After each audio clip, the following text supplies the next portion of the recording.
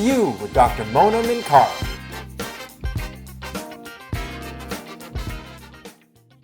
Hello, everyone, and we're here today with Back to You, where we interview friends and fans of Planes, Trains, and Canes. We have Liz Myska. Did I say that right? Today with us. Excellent. How are you today, Liz? I am good. I am warm because the temperature outside is a very muggy, like 90. A bajillion degrees. Yes. A bazillion degrees. Absolutely. Yeah, technical term, everyone. So my first question is, tell us a little bit more about yourself. Oh, you asked the wrong question, Mona, because I can go on and on and on. Okay, so I'm a VIP. That stands for visually impaired person. And I've only been a visually impaired person for 13 years. I have been diagnosed with a retinal disease called retinitis pigmentosa, also abbreviated as RP. I have atypical adult onset.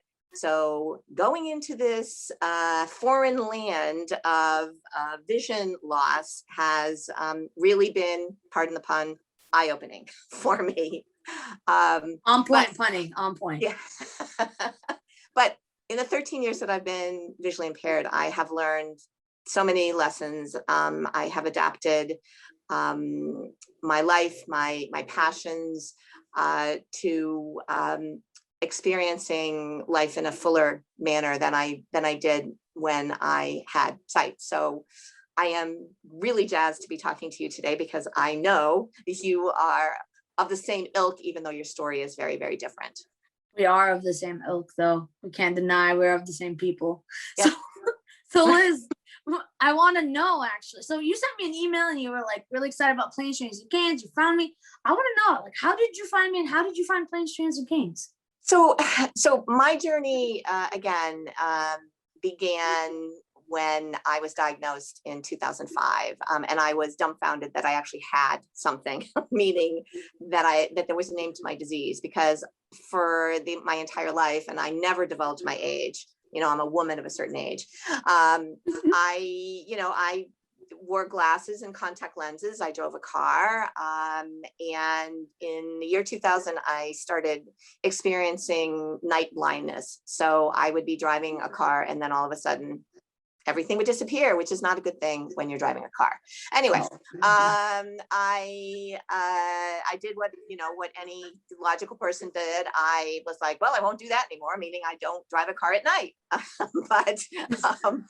So I adapted, I changed, but then things became it happened much more frequently. And I am the type of person that does check things out. And I ultimately went to an ophthalmologist because I had been seeing my optometrist, and the ophthalmologist didn't know what was wrong with me, puzzled, head scratching, saying, And I was just as glad, because I'm like, well, if there's not a name to it, then I must not have it. So naming things it solidifies it, Yes, absolutely. So when I was diagnosed at Mass Eye, I was just like, whoa. I'm a lawyer by trade. So part of my background, part of my training is research and dilemma solving for others. And so I utilize that strategy for myself. It's like, okay, now that I'm this, meaning now I've been diagnosed with a disease, and I wasn't legally blind until, and that's going to be a separate program, Mona, because that's actually an amusing but somewhat tragic story, but I digress. Anyway, after I became legally blind, it was like, okay, now I really need to know. Now I really need to know about this gig, what I call the blind gig. And I felt that the people I would learn most from were not the professionals. And again, that's not to be derogatory towards the professionals that taught me, cane skills and social skills. And I hate the word rehab because it sounds like, I was in jail or something like that, and I needed to being come out. Rehabilitated, as it. Yeah, exactly. I hate that word. By the way, I also hate the word disabled, because I don't believe in that word. I believe the word differently abled, because I am differently abled. I have skills and abilities that were innate, that I've developed, and there are some skills that I am never going to acquire, like being an artist. That is something that's way beyond me, but again, I digress. Anyway, I wanted to meet people who were like me, and trust me, and maybe you have had this experience yourself, Mona. When back then, when I had much more sight, because RP is progressive than I do now, I had to look for the cues of people that, in other words, did they have a white cane? Or did they have a service animal? But now, as my sight has dwindled, it's like, I won't know if you're visually impaired unless you identify as such. And most people, for reasons, for a variety of reasons, they're just too squeamish and not ready to identify themselves. So anyway, long story is, I started acquiring people from all walks of life, all ages, who had been born blind or born legally blind, or had been sighted like myself, and had learned how to, again, we have that commonality, which is what I love, and it continues to the present day, that even though the people that I pal with now, that I rub elbows with now, not all of them are sight impaired. We have the commonality in that we're people, and, and people have dilemmas, and, going back to what I do for a living, and that's what I've trained to do. And so, I'm always keen to find, how other people are doing it. And so, again, at the beginning, when I became legally blind, it seemed to me like everybody came marching in. The state agency, the Commission for the Blind, came marching in.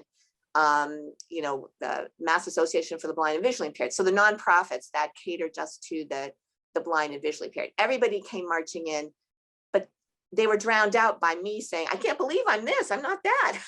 I'm not that. So for me, but I'm a resource collector. So it's kind of like, well, I don't have glaucoma, but I'm interested, and I'm sure I'm going to encounter people as clients and as comrades who have glaucoma. So I acquired information and assembled it. And then in my own journey of learning how to, how I was going to figure it out, I was encountering and palling with people who were in various stages of sight loss. And so I'm keen when I hear about anybody who is dealing with something like you and I are dealing with. How are they coping with this? How are they? And I hate to use the word coping, because again, it goes back to that word rehabilitation. It sounds so like you're in a quandary, and you're stuck. I don't feel that way. I just feel it's a process that I have to work through. So anyway, back to you. When I heard about planes, trains, and caves, it's kind of like, oh, here's somebody who is also on this journey and has had a different journey than I have had, but yet has some of the same experiences about navigating the world when you can't see. So that's my very long-winded story, and I did tell you I'm a lawyer. That's my very long-winded. But technically, like, how did you find out about us? Like, where did you hear about planes, trains, and canes? Did you just randomly Google? Like how did you come across this? Well, so I mentioned Mass Association for the Blind and Visually Impaired. Yes. That you were featured, and I believe it was something on technology, or it was like the BU transportation. Yes. Yeah. And again, I'm always in learning mode, Mona. So when Me too. Yeah, I know you're in education. So Yes. and again, to digress again, lawyers are, I feel like I'm a teacher in many, many ways, because I'm learning side by side. I'm collaborating side by side with the people that I assist. But so the word transportation always meant to me, a vehicle. And it wasn't until I became legally blind, it's like, oh no, the mode of transportation are my feet, and I need to get from here to there as well. And so many of the things that I've been blessed to have initiated during the course of my legal blindness have to do with getting places and going places, and not being content to sit on the sidelines and moan and groan and say, woe is me, pity me because, I can't see, I can't do what I used to do, as in drive a car. I'm not of that. Again, that's not in my DNA. My DNA has always been, you pick yourself up, you dust yourself up, and you start all over again. So when I received notification via email about the transportation segment, and you were interviewed, and I thought, I gotta meet her. she and I are cut from the same cloth. We look at a situation and say, how can we look more closely at this, examine this, and figure out a better way? And also, how can we have people who are, want to assist us? How can we make them understand? And so I did watch, after the BU section or session, I did watch your YouTube snippet about, and particularly you being in Tokyo, and and exclaiming in the snippet that I saw about how thoughtful the Japanese had been about, one sound going north south, another sound going east west, and again, that speaks to me about inclusivity, that a culture had looked at the issue of how do we include people who in this case happen to be blind or visually impaired, so that they can be out and about and be part of society and contribute to society. And I think, and there were more blind people, according to my camerawoman, walking around in Tokyo than she saw in all the other countries combined. Right. And that's, again, that intrigued me, because when I first started losing my sight and I was able to see on the sidewalk, there were no blind people on the sidewalk. Or if I saw a blind person, I had enough vision to be able to see them sidling up against a wall, like they did not want to be noticed, but that made them even more noticeable. And that got me thinking about the psychosocial aspects of any kind of infirmity. You don't want to appear a certain way because you're fearful. You're fearful that you could be preyed upon. You're fearful that you're going to make a mistake and you're going to get injured. So in essence, that's what really intrigued me about you, that you were grabbing hold and you were like, let's go here and see what it's like here. And that also endeared you to me when, in the snippet, it was kind of like you're looking around, the traffic's just going zoom, zoom, zoom, and nobody's paying you any mind. I think that was in London. No, and I think you even comment that you had a blind colleague who said, well, yeah, you just don't cross the streets. So again, it's behavior adaptation. And so often you did not just give up and say, well, I guess I'm not going to do that anymore. You were like, you persevered and you sallied forth. And that's awesome. I'm glad that you're like that too. I mean, I feel like life would be too boring if you just give up, right? It'd just be too boring. Like, I'm just like, there's so much out there. Like, I can't just sit here and give up. I'm always up for a challenge. And I think life, me too. Maybe we should travel together, Liz. I don't know. Let's do it. I was gonna ask you. Okay, so my next question for you. So you did talk a lot about blind culture and kind of like your personal experience, your opinions on blind culture in general. But I want to know, like, first, how do you feel like Planes, Trains, and Canes discussed blind culture? Were there certain moments that stuck out to you? And on top of that, were there other moments that were more on the comedic end that stuck out to you? So go ahead. Well, I think the comedic end, when I was sighted, I would never have paid attention to the issues that I now pay attention to. In other words, the traffic sounds. Yeah. So 7 years ago, I started working with the local optometry students because I wanted. Wow, that's cool. Yeah, well, so I'll tell you the story. So one of the optometry students, his name was Hans, he had seen me because I'm like you. I like to be out in the forefront. I like, you know, I like people to listen and pay attention and think about things. Anyway, Hans saw me and he contacted me and he said, Liz, I want to work with blind athletes. And I said, Hans, granted, there are blind athletes, but there's not a lot of blind athletes. Let's work with blind ordinary. Let's work with people who just are afraid. The regular Joe. Yeah, the regular Joe, right. They're afraid to, you know, they're afraid and they don't have any cheering squad and they don't have anybody motivating them and they don't have the, you know, the intensity inside to say, I can do it, like the little train. You know, I think I can. I know I remember that book. There you go. So like, this train. So anyway, Hans and I just organically created this initiative. We called it an initiative. We called it an experiment. And he was interested in the physical activity.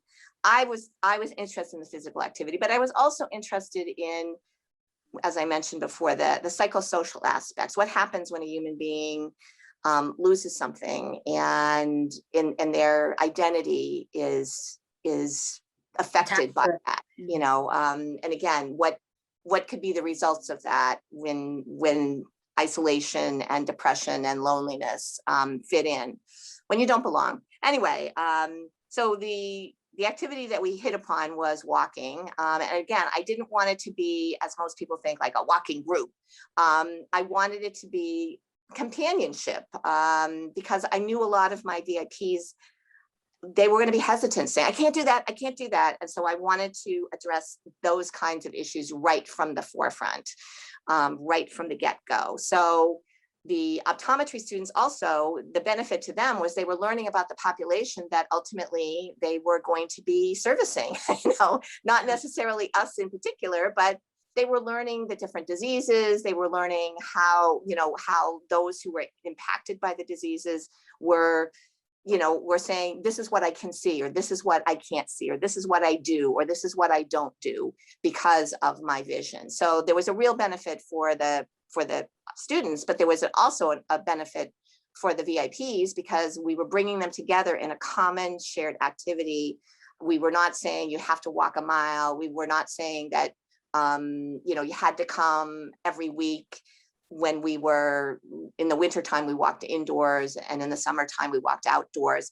We wanted to make it as egalitarian and as accessible as possible. And as a result of the 7 years, because of course, Hans is long gone in the sense he's no longer a student, but he is an optometrist and we still keep in touch. I wanted him to replicate what he learned at school with, you know, in his own community, which is out west, meaning in the western part of the United States, and bring more VIPs and more volunteers into the fold. So the volunteers, whether they be students or just regular volunteers, they, if the VIP directs the guidance. So some VIPs don't use canes and don't need an arm. So it's just companionship walking and both parties, you know, getting to know one another and learning about themselves as people. Some of my VIPs need a guide. So we teach sighted guide to the volunteers, and some of my VIPs are, you know, have service animals. So, but what has happened, Mona, and what is extraordinary is now all of these people who would not have known one another, now they know one another. And even during the pandemic, some of us continue to walk with PPE and, you know, with size limitations, but the others who had been part of the group couldn't. So we created an audible phone line where we would have monthly chats, so to speak. That's awesome. And it was extraordinary because when people would hear other people's voices that they hadn't heard, you know, in 6 months, 9 months, or maybe even because Hans got on a couple of the phone calls, hadn't even heard for 5 years, everybody was jubilant and exclaiming, and they were like, oh my gosh, you know, like, what are you doing now? And it was just like old home week. And truly, it for me, the success was so extraordinary, because we would have 30 people on a call, and again, you think, hurting blind people at an activity, with sighted guides. Well, this was trying to keep everybody, silent, so that people could talk. Otherwise, people were talking over one another. So it was a different kind of experience of of organizing people, so that people would give other people an opportunity to interject. Because that's what I noticed when we VIPs get together. We all huddle together. We're almost like shoulder to shoulder, and we have our own little ways of getting each other's attention, because we can hear each other's voices, and we recognize, oh, that's Peg's giggle, or oh, that's Sarah's snorting, or something like that. Audible things that sighted people they filter out. They don't pay a particular attention to them. So as far as learning, observing, back to the comment I made earlier, observing when I had sight, visually impaired or blind people's behavior that was obvious to a sighted person, like, oh my gosh, that person's blind because of the way they hold their head, or the way they handle, they're not expert at the cane because, it's not oscillating, or whatever. Those little tricks of the trade, where you don't, as a visually impaired or blind person, want to stick out, but you want to belong, but you also want those who surround you, whether it's your family or your friends or strangers, not to consider you as lesser or something different, but just you do it a different way than they do. So Okay, again, go ahead. So Liz, back to Planes, Trains, and Canes, are there any scenes that stuck out in your mind? Anything you liked in particular? Well, again, you turning to your camera person and saying, are they going to stop?